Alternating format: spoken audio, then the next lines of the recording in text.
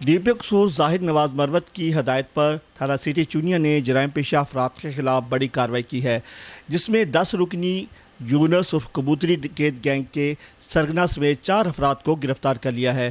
ملزمان کے قبضہ سے جدید آتشی اسلحہ، 50 لاکھ روپے نقدی، 16,65,000 روپے کا مال مسروقہ برآمد کر لیا ہے اور مزید تفتیش جاری ہے۔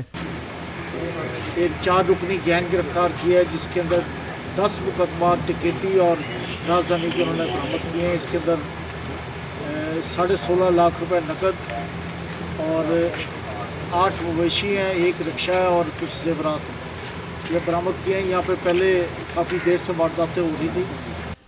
ایس پی انویسٹیگیشن ملک اویس نے میڈیا سے پریس بریفنگ دیتے ہوئے بتایا، ڈکیت گینگ 10 سے 12 افراد پر مشتمل ہے، جس میں قصور سمیت لاہور، پاکپتن، فیصل آباد کے خطرناک ملزمان شامل ہیں۔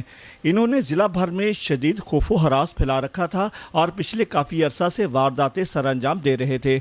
بقیہ فرار ملزمان کی گرفتاری کے لیے ٹیمیں تشکیل دے دی ہیں، جس کی تلاش کے لیے مختلف مقامات پر چھاپے مارے جا رہے ہیں۔